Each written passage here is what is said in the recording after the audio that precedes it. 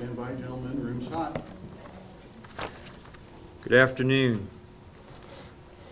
Since the day after Christmas, Charlotte County has experienced 4 major crimes, resulting in the death of 5 individuals. My thoughts and prayers go out to the families left behind that must now deal with the aftermath.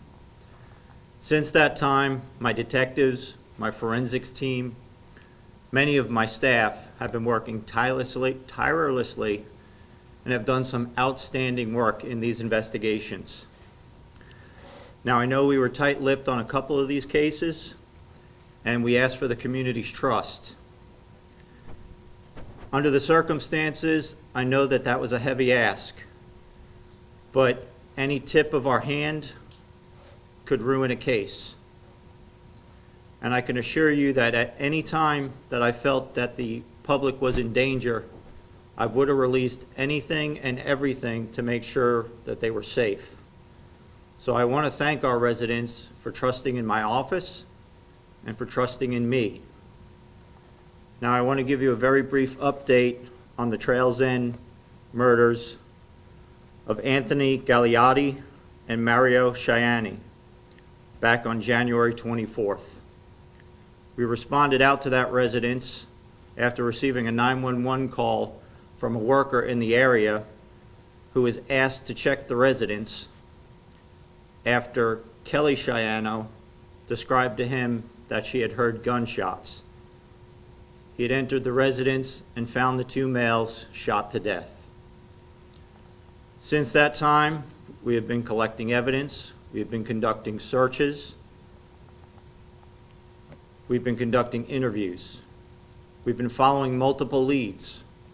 Some of those leads also followed us, took my detectives outside the state of Florida, where they conducted the investigation. All of this ended up leading to us obtaining warrants for Kelly Chiano, Mario's wife, and his worker, Everett Harper. Now let me back up a little bit. During this investigation, it was learned that both Anthony and Mario were very heavy into the drug trade. So this conspiracy all fell around drugs and money. Now I will try and answer some of your questions, but I'm not going to get into the weeds in this case because it is still very active and there's still a lot of moving parts to this. And you must understand that, like I stated before, we're not going to tip our hand and jeopardize the case. So with that, I'll open it up to some questions. Mario's wife and Mr. Everett are both part of the conspiracy. Do we know who actually did the shooting? I'm not going to comment on that right now. You guys must understand that if there is another individual or individuals responsible out there, I think we're all in agreement that you would like us to catch them, correct? So I'm not going to reveal certain information to you because we don't need to get it out there until we know it's not going to jeopardize the case. And I hope you all do understand that. Was Anthony also an intended target? Do we know who was targeted here? From what we can tell, they were both targeted. And do we know any motive or the relationship between Kelly and Everett? They were just close friends. And like I said, they conspired due to the drugs and the money. Do we know that they were killed on the same day that they were found? Yes, they were.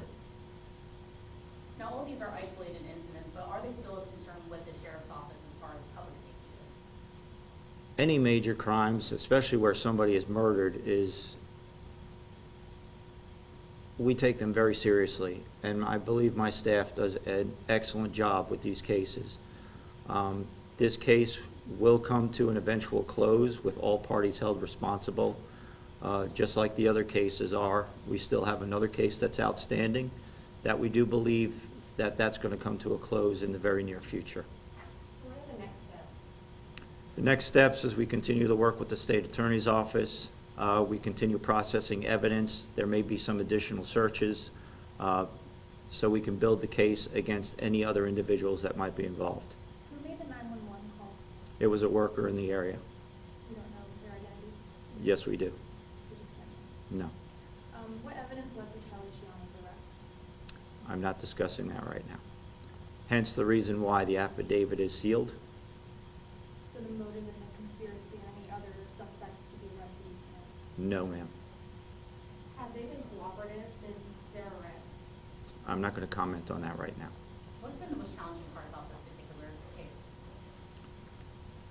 The most challenging part is just there's so many moving pieces. I mean, we were out at that residence for, I believe, 10 days, just collecting evidence, doing searches. There's 10-acre parcel, and like I said, it took us outside the state of Florida. So there are a lot of moving parts to this, and we had detectives going in all different directions.